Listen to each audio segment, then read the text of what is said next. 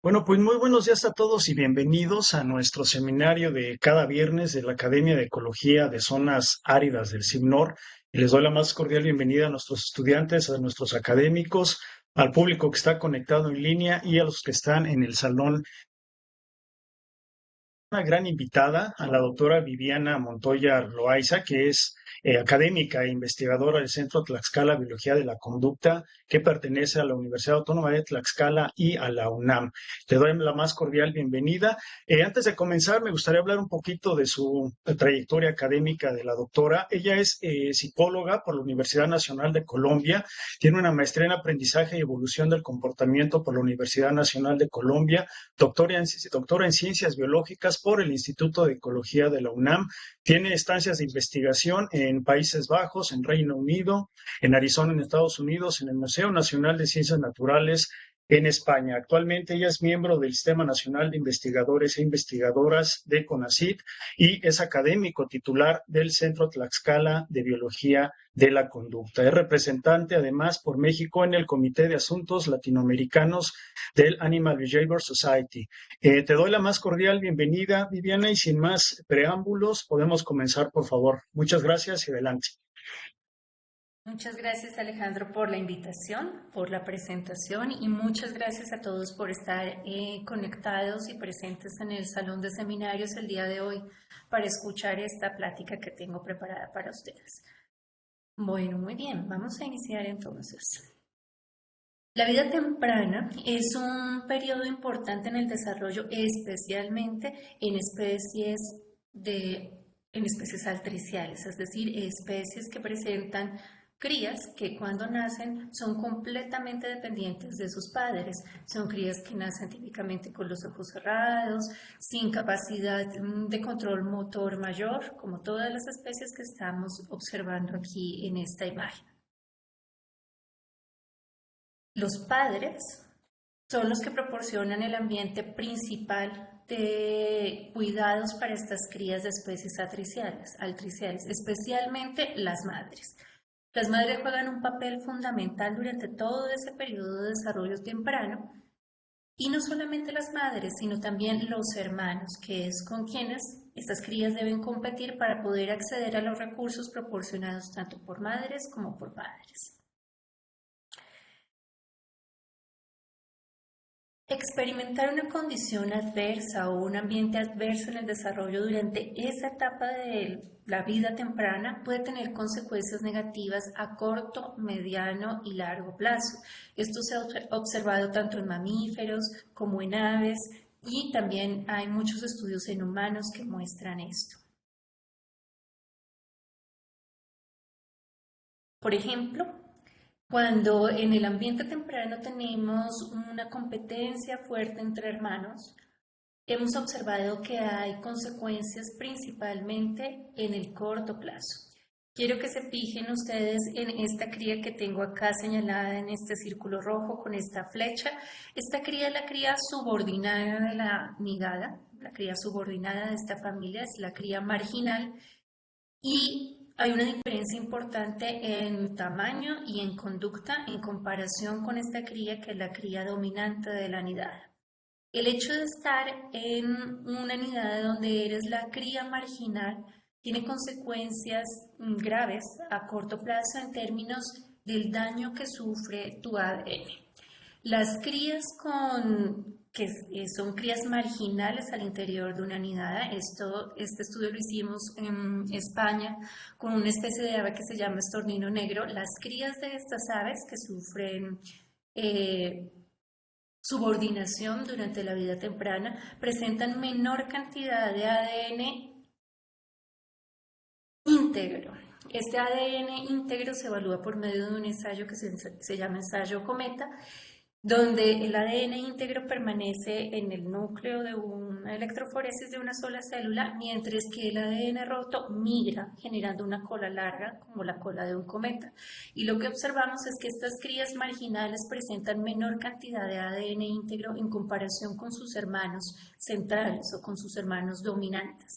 Y lo más interesante de esto es que la cantidad de daño en ADN es mayor a medida que hay mayor diferencia entre la cría marginal y la cría dominante de una nidada. Y esto aplica perfectamente no solo en aves, sino también en otras especies donde hay múltiples crías que están compitiendo por el acceso a recursos limitados que proporcionan los padres. Sabemos que estar expuesto entonces a un ambiente de desarrollo adverso puede tener consecuencias negativas a corto plazo y también puede tener consecuencias negativas a largo plazo, o no. Se han propuesto al menos 3 hipótesis que plantean cuáles podrían ser las consecuencias de haber experimentado un ambiente adverso durante la vida temprana cuando el individuo ya se encuentra en la vida adulta. La primera de estas hipótesis es la hipótesis conocida como la hipótesis del fenotipo predictivo adaptativo. De acuerdo con esta hipótesis, haber experimentado un ambiente de desarrollo malo, un ambiente de desarrollo temprano adverso, puede generar un fenotipo adulto malo cuando el ambiente adulto es un ambiente adulto favorable, pero un fenotipo adulto bueno cuando el ambiente adulto es desfavorable.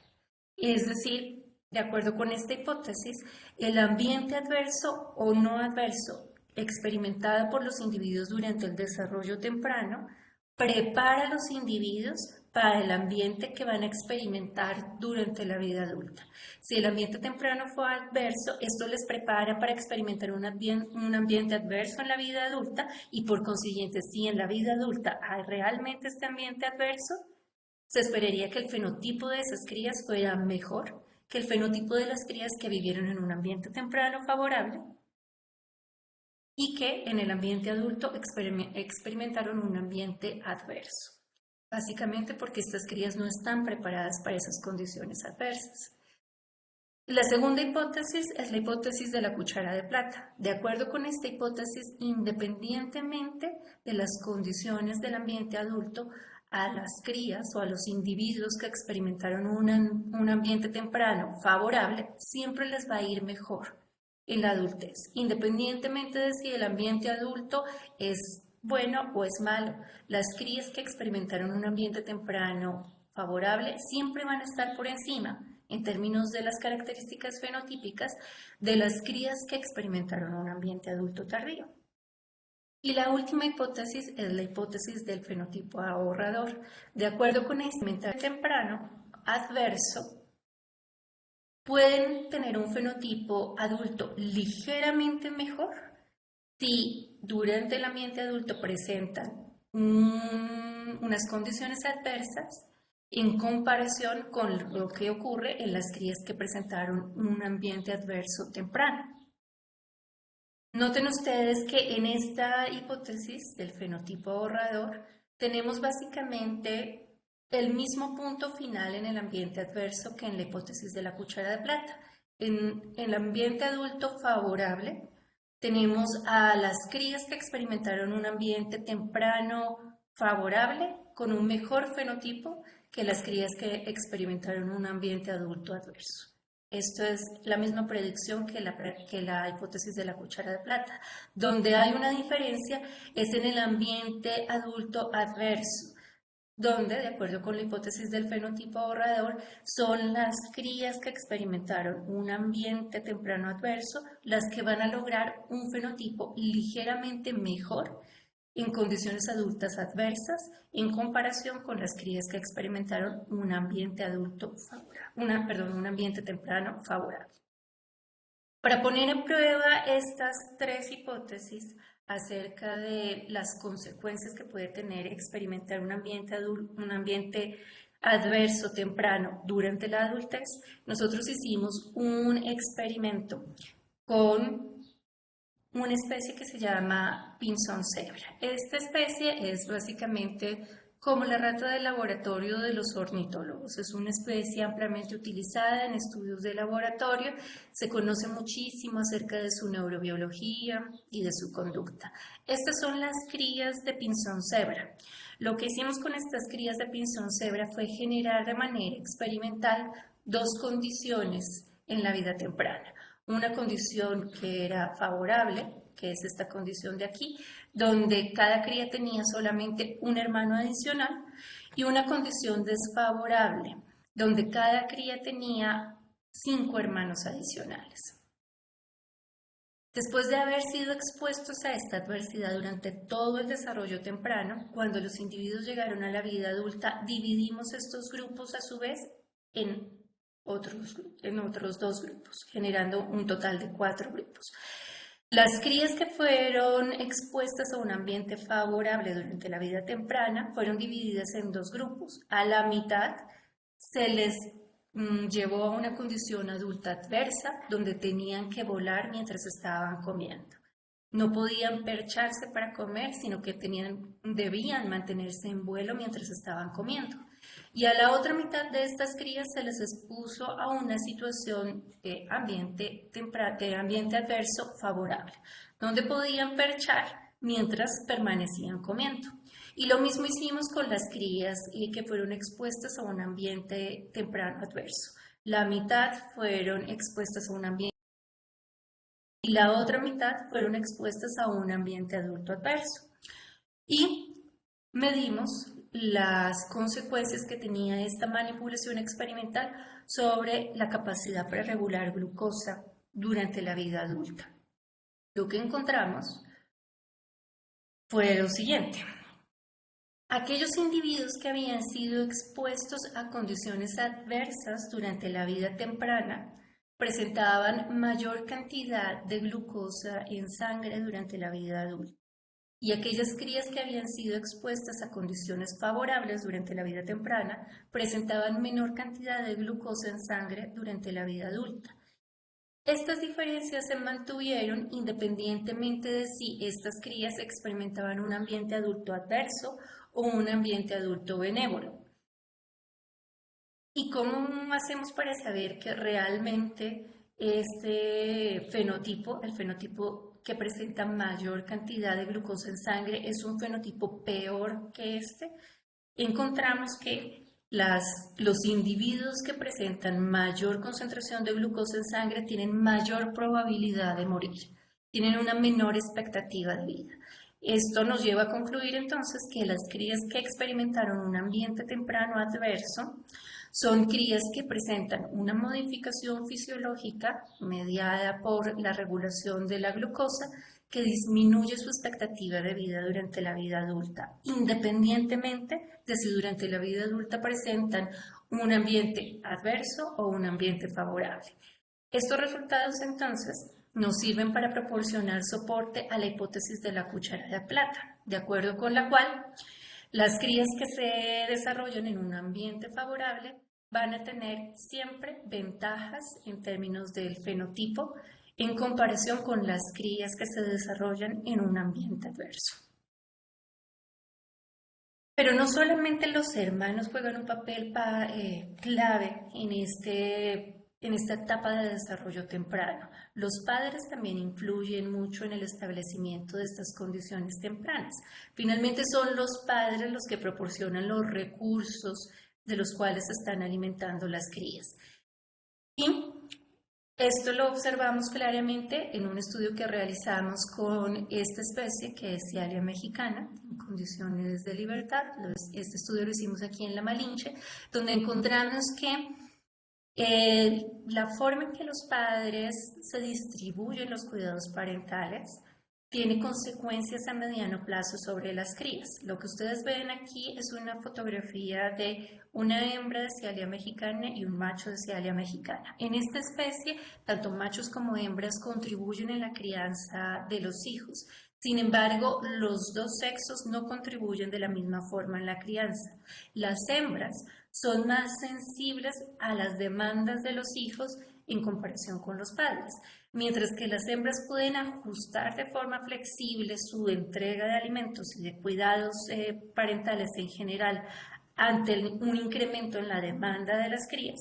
Los padres simplemente mantienen esa entrega de cuidados parentales constante a lo largo de todo el rango de demandas solicitadas por las crías. Entonces las hembras parecen ser más sensibles a las necesidades de las crías y esto tiene consecuencias sobre el desarrollo de las crías.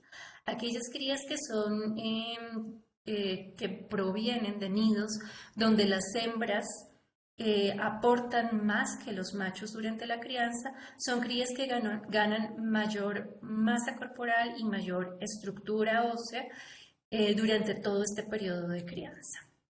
Entonces, estas crías se ven beneficiadas por esa mayor sensibilidad que presenta la madre ante las demandas que tienen las crías.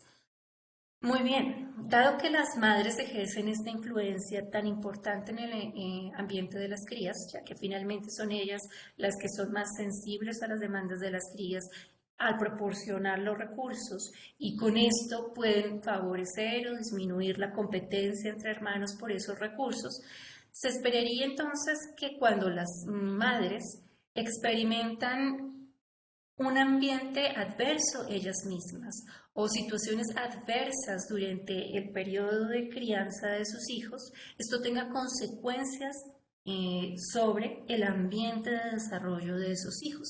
Y estas consecuencias pueden observarse a corto, mediano y largo plazo. Aquí nuevamente tenemos a una hembra de Cialia mexicana.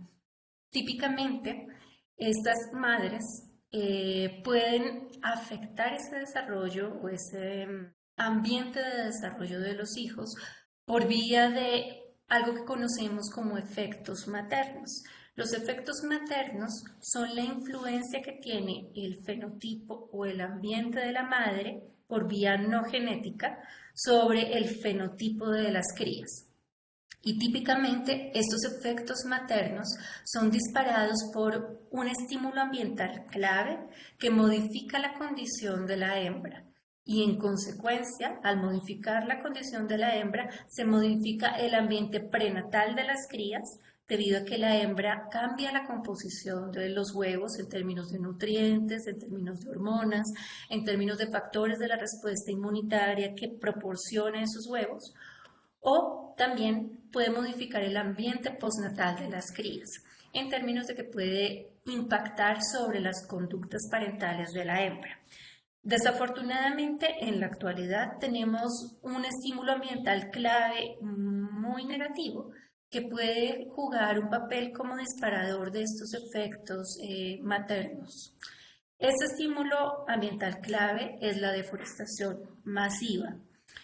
El problema con la deforestación masiva, o uno de los múltiples problemas con la deforestación masiva, es que hay muchas especies que dependen de las cavidades que ocurren de manera natural en los troncos de árboles viejos, que ocurren de manera natural o que son excavadas por otras especies. Si ustedes se fijan un poco en estas imágenes que tengo acá, ninguna de estas especies cuenta con la morfología adecuada en el pico para poder excavar por ellos mismos una cavidad de anidación. Por eso dependen de cavidades naturales que ocurren principalmente en árboles viejos o de cavidades que abren otras especies, como por ejemplo los carpinteros, las ardillas. Sin embargo, esas otras especies, aunque sí cuentan con la morfología para abrir cavidades, no pueden abrir cavidades en árboles jóvenes porque estos son demasiado duros, incluso para ellos. Estas cavidades las abren en árboles viejos, que son normalmente los utilizados durante los procesos de tala. Cuando ese proceso de tala debido a extracción de madera económicos o debido a saneamiento ambiental por infestación con plagas, reduce de manera drástica el número de cavidades de anidación disponibles para estos organismos para reproducirse, lo que se observa es un incremento en la competencia por esas pocas cavidades que hay ahora disponibles. Y esa competencia puede jugar un papel importante porque en muchas de estas especies es la hembra la que defiende la cavidad de posibles competidores. Para simular esta situación, nosotros realizamos un experimento en el que expusimos a las madres a una situación equivalente a la pérdida de cavidades de anidación debido a tala masiva y observamos las consecuencias a corto y mediano plazo que esto podría tener sobre las crías.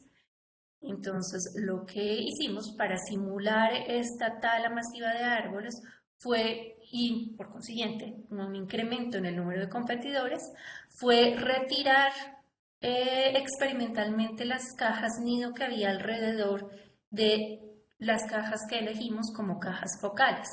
Y además de eso, expusimos a las parejas, en particular a las madres de estas cajas focales, a un estímulo 3D y la vocalización de un competidor. Este es el chivirín saltapared. Esta especie compite agresivamente con nuestra especie modelo de estudio por acceder a las cavidades de anidación e incluso lo hemos observado en videos rompiendo los huevos de Cialia mexicana, picoteando a los pollos de Cialia mexicana, esto con el propósito de inducir una deserción por parte de los padres que se están reproduciendo en esa cavidad. Y esto hicimos en el grupo experimental y en el grupo control. No removimos las cavidades, las cajas nido que estaban alrededor de nuestra pareja focal, las mantuvimos vacías y expusimos a los padres de esta caja focal a vocalizaciones del chipe rojo. El chipe rojo es una especie que no se reproduce en cavidades de anidación, sino que se reproduce a ras de suelo y que por consiguiente no compite con Cialia mexicana por el acceso a estas cavidades. Lo que encontramos fue que los críos, las madres expuestas a la condición experimental, es decir, a la condición de incremento en la competencia por cavidades de anidación, presentaron un crecimiento más rápido en comparación con los críos del grupo control. Tanto críos experimentales como controles llegaron a la misma talla final. Sin embargo, los críos experimentales llegaron allí de forma más rápida que los críos controles, lo cual puede tener una consecuencia importante sobre la supervivencia de estas crías. Sin embargo, la consecuencia que observamos fue una consecuencia contraria a la que esperábamos. Esas crías experimentales que crecieron más rápido, además, tuvieron más probabilidad de morir antes de emplumar que las crías controles. Entonces, lo que ocurrió con esta manipulación experimental que simulaba una deforestación masiva es que los hijos de las madres expuestas a esa situación crecieron más rápido, pero también tuvieron más probabilidad de morir antes de emplumar. Nos preguntamos por qué podría haber ocurrido esto y evaluamos entonces los niveles de corticosterona en plasma de las madres del grupo control y del grupo experimental para tener una idea de si esto podría estar relacionado con la demanda energética a la que estaban impuestas las madres. Y encontramos que no había diferencias en la corticosterona basal entre madres del grupo control y el grupo experimental. Evaluamos si había una diferencia en la cantidad de hormonas que ponían en el huevo las madres de los dos grupos. En particular, evaluamos la concentración de testosterona y encontramos que las crías, los huevos de las madres del grupo experimental presentaban concentraciones más bajas de testosterona, tendían a presentar, esta diferencia no alcanzó significancia, tendían a presentar concentraciones más bajas de testosterona que las crías del grupo control. Y este resultado nos pareció paradójico porque la testosterona, los andrógenos en general, son los que se conocen por promover tasas de crecimiento más rápidas. Y esas tasas de crecimiento más rápidas fueron las que observamos en los críos del grupo experimental. Entonces, esto nos llevó a preguntarnos realmente qué había detrás de este resultado, que era nada más una tendencia, pero nos estaba dando una idea de que algo estaba pasando allí con las hormonas en el huevo. Les cuento que en esta especie, las madres, las hembras, son las que incuban los huevos. Aquí tienen ustedes un video de una madre de Cialia mexicana durante el periodo de incubación. Durante todo el periodo de incubación, ella es la que se encarga de proporcionar a los huevos la temperatura adecuada para promover el desarrollo embrionario correcto. Los padres no contribuyen durante la incubación, ellos no incuban, lo único que hacen es entregar alimento a la madre para que ella pueda mantenerse en el nido incubando. Sin embargo, cuando vienen los padres, ellas se mueven de allí y esto mismo ocurre cuando viene un intruso o un competidor, cuando hay un estímulo externo a la caja nido que representa una amenaza, lo que hacen las madres es salir de la caja, abandonar los huevos y esto tiene como consecuencia una disminución en la temperatura de incubación de esos huevos. Muy bien. Lo que ustedes ven aquí es una hembra de Cialia mexicana nuevamente con un parche de incubación bien desarrollado. Este parche de incubación básicamente es la remoción de las plumas del vientre que permite que la piel de la hembra que está vascularizada entre en contacto con los huevos mientras los está incubando y esto favorece la transmisión de calor del cuerpo de la madre hacia los huevos para promover el desarrollo de los embriones en una temperatura adecuada.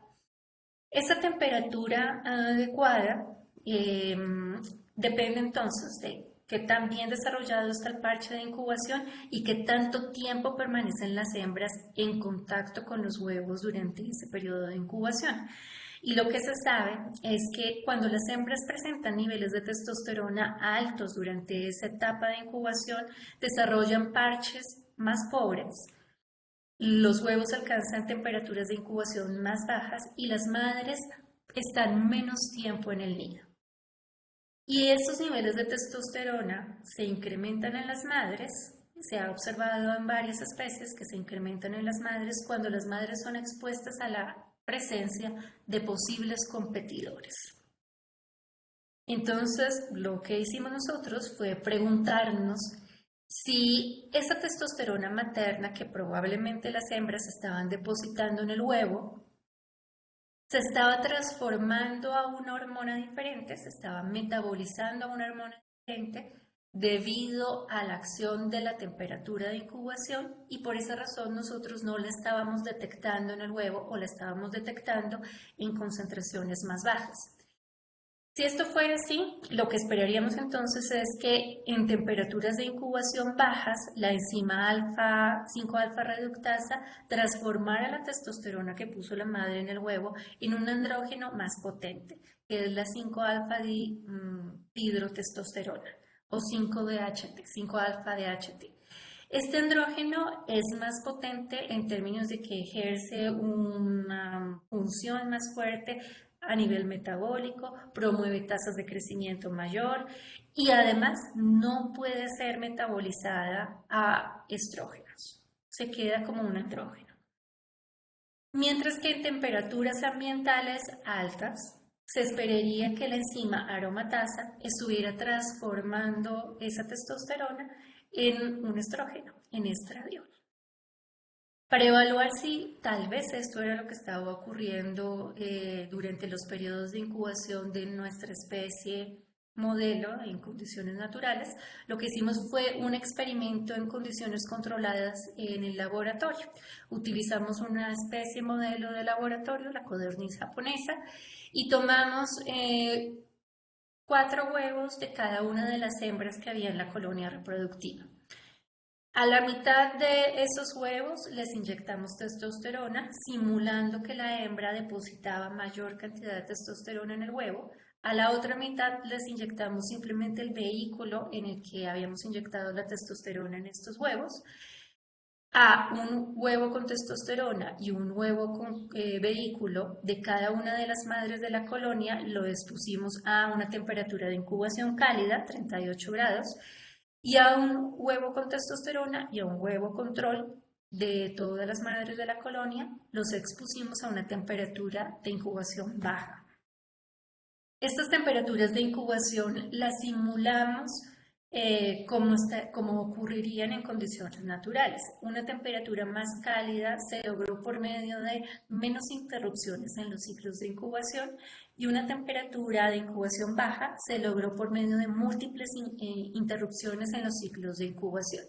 Observamos cuáles eran las consecuencias de la exposición a estas dos temperaturas de incubación sobre los niveles de 5-alfa dihidrotestosterona o DHT en el huevo de esas hembras. Y lo que encontramos fue lo siguiente. A menores temperaturas de incubación, tal como esperábamos, la testosterona presente en el huevo se transformó o se metabolizó en DHT, pero esto, y en temperaturas altas de incubación, no ocurrió lo que esperábamos con respecto a la transformación de la testosterona en estradiol. Entonces, lo que tenemos aquí como resultado principal es que temperaturas de incubación bajas promovidas por la conducta de la hembra pueden modificar la concentración de andrógenos en el huevo, transformando testosterona en un andrógeno más potente, que es la 5-alfa-dihidrotestosterona. Esto, como les cuento, lo hicimos en condiciones de laboratorio. Ahora nos hace falta saber si está ocurriendo también en condiciones naturales. Si las hembras que están expuestas a estas condiciones adversas debido al incremento en los competidores por cavidades de anidación, son hembras que depositan, sí, más testosterona en el huevo, pero debido a la interrupción en la temperatura de incubación o en los ciclos de incubación, por la presencia continua de competidores, esa testosterona que ella pone en el huevo se está transformando en otro andrógeno más potente, que es la DHT, y esto es lo que está ejerciendo esos efectos que observamos en las crías en términos de tasas de crecimiento más rápidas y mayor probabilidad de muerte. Bien, hasta el momento hemos visto entonces que los hermanos juegan un papel importante en el desarrollo de las crías, que los padres juegan un papel importante, pero las madres parecen ser la clave en toda esta interacción. Si las madres juegan ese rol tan crucial, sería natural preguntarnos si los machos realmente durante siglos, incluso durante décadas, la aproximación dominante en selección sexual, ustedes sabrán, es que los machos exhiben ornamentaciones vistosas y las hembras eligen a los machos a partir de esas ornamentaciones vistosas. Los machos son percibidos como el sexo que no elige, es un sexo que básicamente aprovecha todas las oportunidades de apareamiento sin mostrar mayores preferencias de pareja. Sin embargo, si las madres juegan un papel tan importante al proporcionar todo este ambiente de desarrollo a las crías, sería razonable pensar que para los machos no es lo mismo aparearse y reproducirse con cualquier hembra, sino que podría haber también una evaluación de la calidad de la hembra por medio de señales sexuales similar a lo que se ha observado con los machos. Para poder poner a prueba esta idea, nosotros partimos del hecho de que en las aves, en los machos de las aves, una de las características sexuales más estudiadas a lo largo de los años por los psicólogos de la conducta son las coloraciones de plumaje, las coloraciones de los tegumentos, que generan este tipo de fenotipos extravagantes y muy llamativos en los machos, típicamente. Sin embargo, en las hembras de muchas especies esto también ocurre. Aquí en esta imagen vemos fotografías de hembras de diferentes especies donde también ellas exhiben coloraciones. Lo que nosotros hicimos entonces fue un metaanálisis donde nos preguntamos si los tres tipos principales de coloraciones que han sido estudiadas característicamente en los machos, en la ornamentación sexual de los machos, también proporcionan información cuando las portadoras son hembras. Para esto evaluamos las coloraciones dependientes de carotenoides, la intensidad de las coloraciones dependientes de carotenoides en hembras, la intensidad de las coloraciones estructurales en hembras y la intensidad de las coloraciones dependientes de melaninas en hembras. Y evaluamos si esa intensidad de esas coloraciones estaban relacionadas con la condición fisiológica de las hembras. Y encontramos que esto era cierto para las coloraciones dependientes de melaninas, para las coloraciones dependientes de carotenoides y para las coloraciones estructurales. Evaluamos si la intensidad de estos tres tipos de coloración estaba relacionada con la ejecución reproductiva de las hembras. qué tantos huevos ponían, qué tantos hijos sobrevivían, qué tanto crecían los hijos, y encontramos evidencia que proporcionaba soporte para la idea de que hembras con coloraciones dependientes de carotenoides más intensas tenían una mejor ejecución reproductiva. No encontramos soporte para coloraciones dependientes de melanina, para coloraciones estructurales.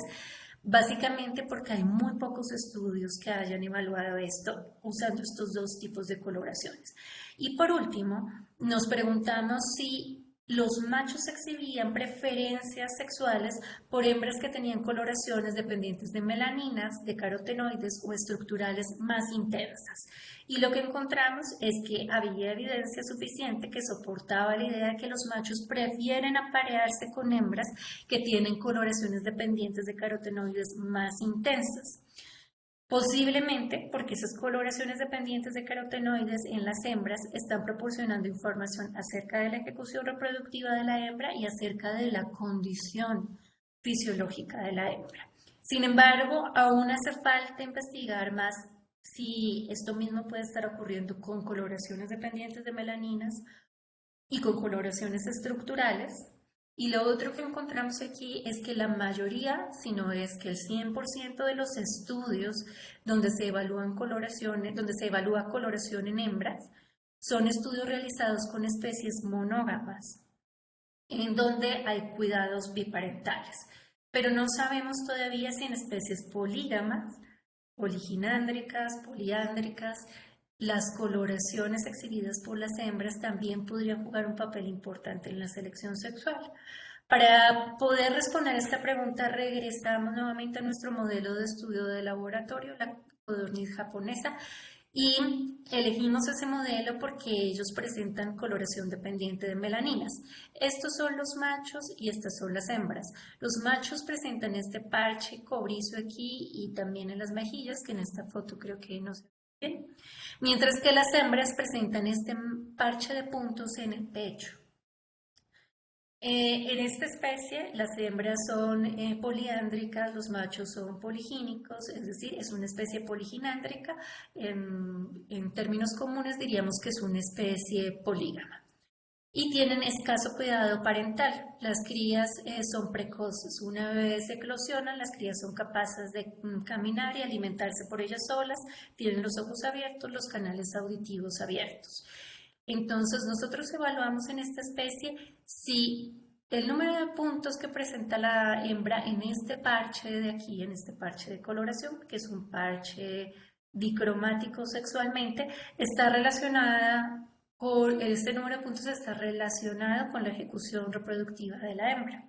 Y lo que encontramos es que sí, hay una relación positiva entre mayor número de puntos presentado en este parche de plumaje, mayor peso promedio de los huevos puestos por la hembra y mayor volumen promedio de los huevos puestos por la hembra.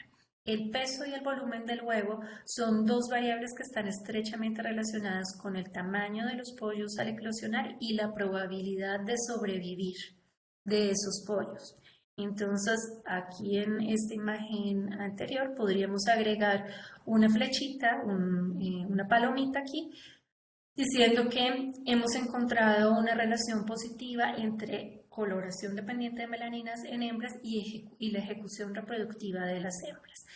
Si estas coloraciones dependientes de melaninas en hembras, estos puntos de acá, afectan o no afectan las preferencias masculinas durante la selección sexual, es algo que estamos tratando de evaluar en este momento. Muy bien. Entonces, el día de hoy tenía por contarles estas historias que mi objetivo es que les dejen tres mensajes principales. El primer mensaje es que la adversidad en la vida temprana tiene consecuencias a corto, mediano y largo plazo. Esa adversidad en la vida temprana está proporcionada principalmente por el ambiente de desarrollo ofrecido por la interacción con los hermanos y por la interacción con los padres. Las madres juegan un papel importante como moduladoras en la adversidad en la vida temprana, porque son más sensibles a las demandas de las crías, pero también porque pueden ajustar ese ambiente temprano de las crías por medio de efectos maternos.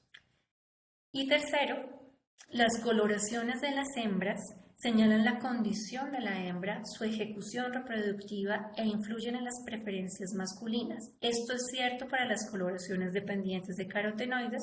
Hemos encontrado que es parcialmente cierto para las coloraciones dependientes de melaninas. Nos hace falta saber si realmente también hay un efecto de estas coloraciones sobre las preferencias masculinas. Esos son los 3 mensajes que tenía para ustedes el día de hoy. Muchas gracias por estar aquí. También quiero agradecer a los colaboradores que se han involucrado a lo largo de todos estos proyectos y quedo a la expectativa de sus comentarios y preguntas. Muchísimas gracias a la doctora Viviana por este interesantísimo seminario. Muchas gracias. Vamos a abrir tiempo para o espacio para preguntas. Entonces, pueden escribir sus preguntas en el chat, por favor, o los que estén en el salón de seminarios y pueden encender micrófonos. Adelante, por favor. Con confianza, aprovechen, ahorita es un tema bien interesante. Yo tengo una primera pregunta, Viviana, respecto a lo que nos mencionabas sobre las crías marginales.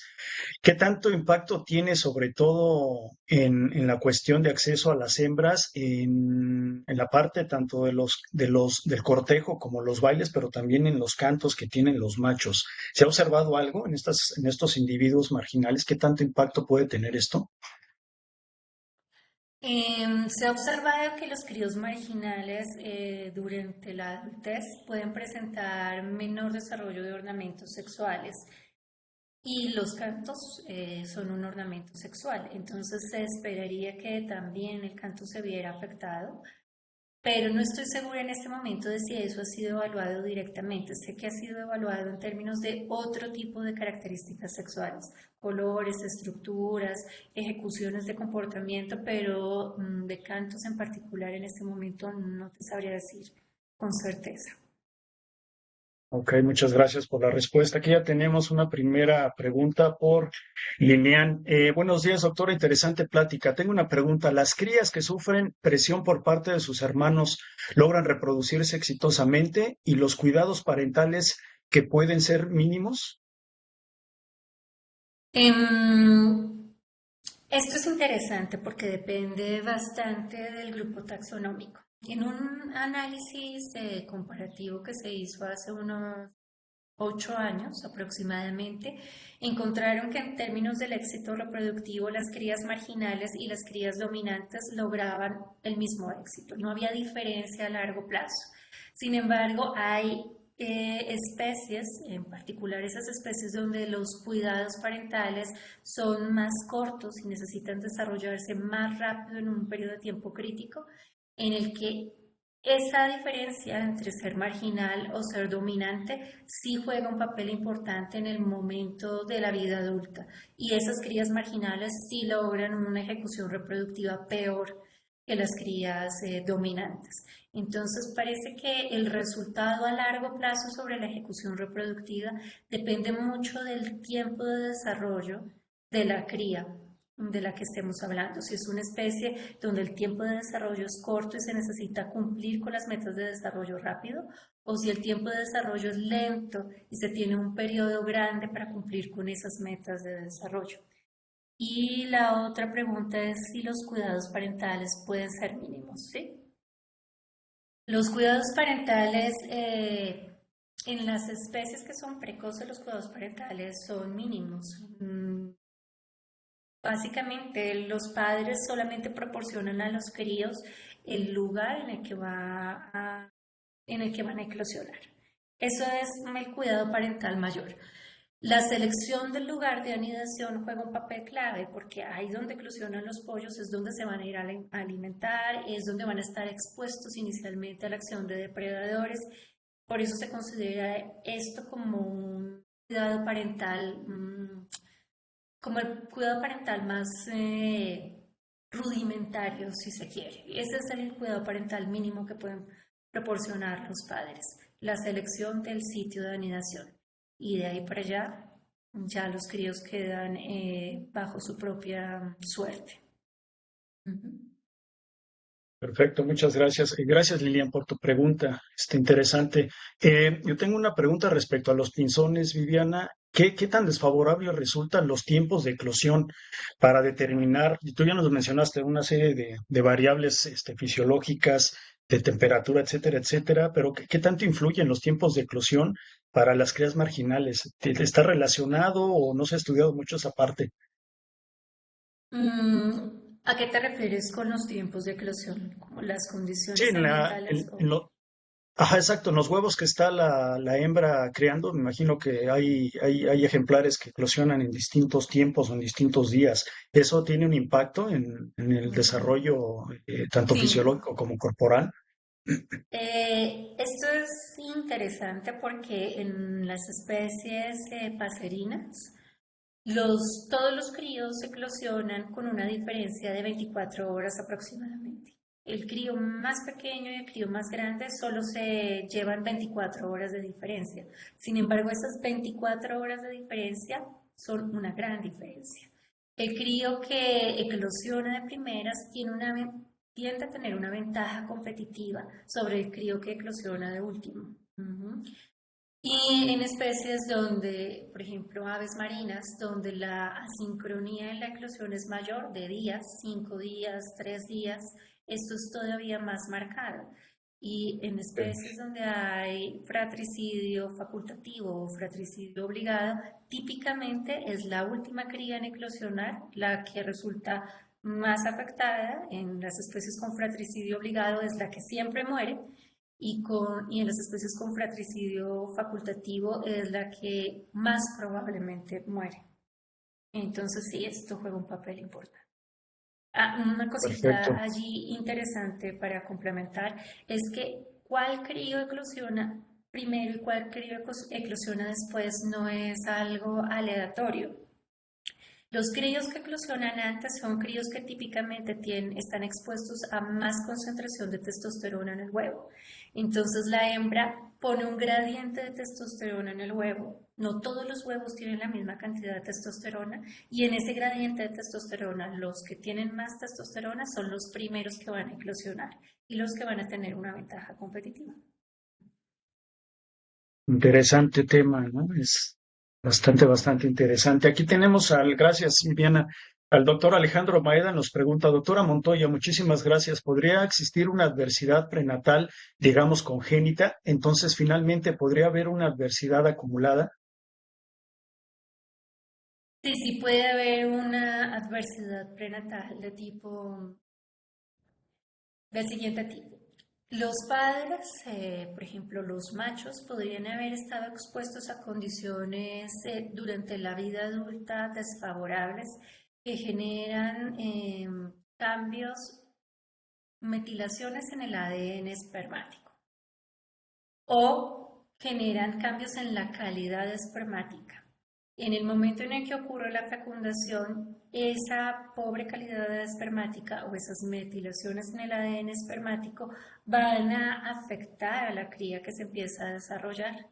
Y esto va a tener consecuencias sobre el fenotipo de esa cría de manera prenatal y de manera postnatal. Y esto, por supuesto, podría acumularse con la adversidad que la misma cría está viviendo directamente en su vida una vez nace. Entonces la respuesta corta es sí, sí podría. Perfecto, muchas gracias. Gracias, doctor Maeda, por la pregunta. Aquí tenemos al maestro Carlos Palacios, nos pregunta, excelente seminario, pregunta, supongo que las crías con presión tardan más en crecer y madurar más lento o no? Las crías con presión por parte de los hermanos son crías que se van quedando rezagadas. Hay especies en las que se observa un fenómeno interesante que se llama crecimiento compensatorio y es si la cría dominante de la nidada logra independizarse unos días antes que las crías subordinadas en esos días que están liberados de la presión de la cría dominante logran alcanzar un crecimiento compensatorio y logran llegar a la talla de la cría dominante.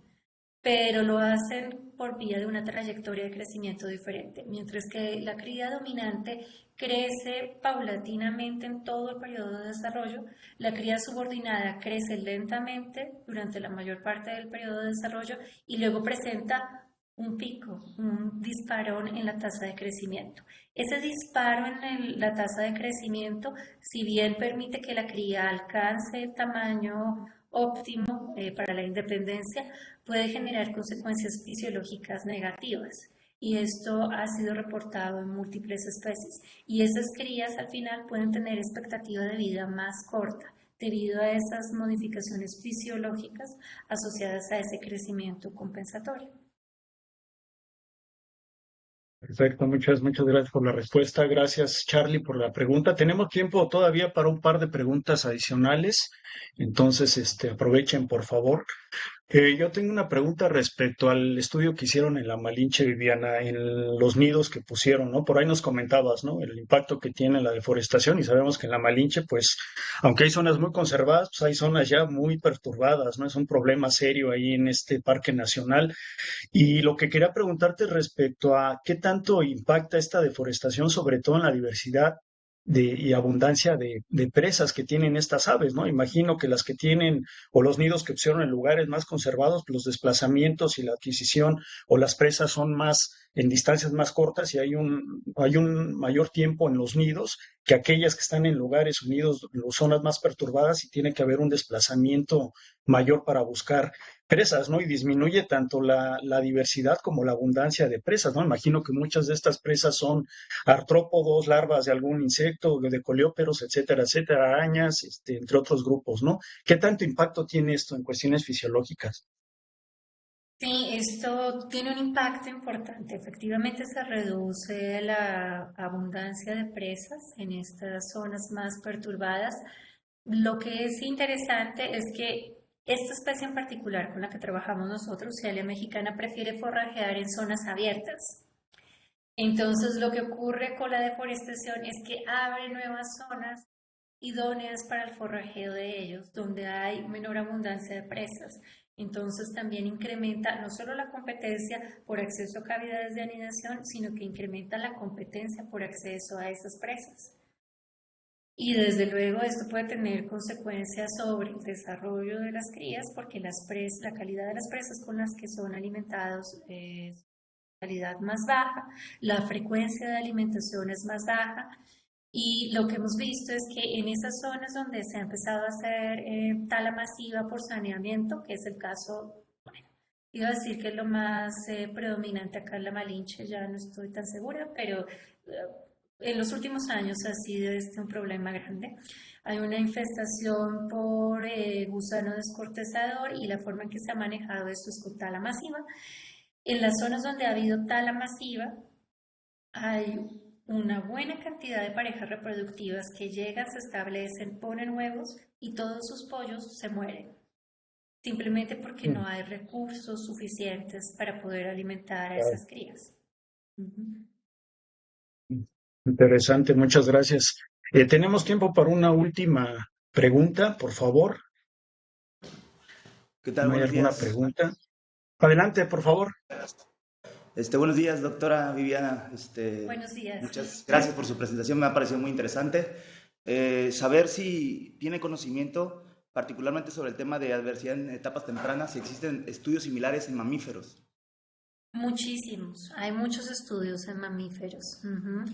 Ok. Eh, digamos que los primeros estudios específicamente sobre efectos maternos, adversidad y efectos maternos mediados por hormonas, fueron muchos realizados en especies ovíparas porque es más fácil el manejo práctico con las especies ovíparas. En las especies donde el embrión está creciendo al interior del cuerpo de la madre, hay intercambio continuo entre el embrión y la madre. Entonces es más difícil determinar el momento en el cual la madre está ejerciendo una influencia puntual sobre el embrión porque hay realmente muchos momentos. Pero esa característica hizo que se abriera un universo de posibilidades para estudiar las consecuencias de la adversidad materna durante la gestación sobre las crías que están siendo desarrolladas en el útero materno.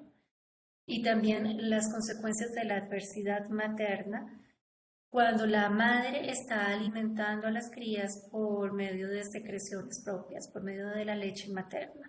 ¿Por qué? Porque se sabe que ese ambiente adverso que está experimentando la madre modifica la fisiología de la madre y esa modificación en la fisiología implica cambios hormonales que son transmitidos a la cría por vía de la leche materna. Entonces tiene consecuencias sobre ellos. Sí, hay muchísimos estudios sobre esto. No puedo evitar pensar si esto se puede traspolar a los humanos también y cómo el efecto de esta adversidad durante la crianza de los niños pudiera estarlos predisponiendo a enfermedades en la vida adulta. ¿Se podría traspolar esta información a los humanos? Directamente hechos con humanos, ¿no? O no. Lo importante es que ya hay estudios hechos con humanos que demuestran que sí ocurre. Hay un estudio muy popular que fue realizado en Holanda durante la Segunda Guerra Mundial. Unas poblaciones de Holanda quedaron sitiadas y las personas no podían acceder al alimento durante ese periodo. No recuerdo de cuánto tiempo fue, fueron unas semanas. Hicieron seguimiento a las mujeres que estaban embarazadas durante ese periodo y a los hijos de esas mujeres hasta la adultez de los hijos, que en este momento pueden estar pasando los 50, 60 años, y encontraron que los hijos de las mujeres que habían vivido esa hambruna, se conoce como la hambruna holandesa, eran personas que tenían más probabilidades de desarrollar problemas de regulación de la glucosa a largo plazo y problemas de obesidad a largo plazo en la vida adulta. Entonces, sí, hay toda una línea de investigación también con humanos que se llama Los orígenes en el desarrollo de la salud y la enfermedad. Y está específicamente orientada a evaluar si la adversidad en la vida temprana en humanos está asociada con condiciones de salud y de enfermedad en la vida adulta. Un último comentario. Muchísimas gracias, doctora. Gracias por esta interesante pregunta. Desafortunadamente ya no tenemos tiempo para más preguntas. Yo les agradezco mucho su tiempo, su espacio. Le agradezco de nueva cuenta a la doctora Viviana Montoya. No sé si quieres agregar algo, por favor, Viviana. No, muchas gracias a ustedes por estar presentes en el seminario y quedo yo a disponibilidad de ustedes si tienen nuevas preguntas, si quieren solicitar bibliografía sobre el tema para explorar un poco más, me pueden escribir y yo con mucho gusto los dirijo hacia las fuentes que pueden ser de interés para ustedes. Perfecto, pues con esto terminamos. La doctora les dejó el contacto, entonces tómenle una foto o anoten el dato por cualquier duda, pregunta o incluso alguna colaboración que tengan en puerta, ¿no? Les agradezco de nueva cuenta, que tengan un excelente viernes y nos vemos el siguiente viernes. Tenemos al doctor Lázaro Guevara, él es investigador del Instituto de Biología de la UNAM, hablándonos sobre el legado y futuro de la expedición de Nelson y Goldman en México, 1892-1906, en la mastozoología actual. Va a ser un tema bien interesante. Entonces, les agradezco de nueva cuenta, que tengan excelente viernes y buen fin de semana. Muchas gracias. Gracias, Viviana. Saludos.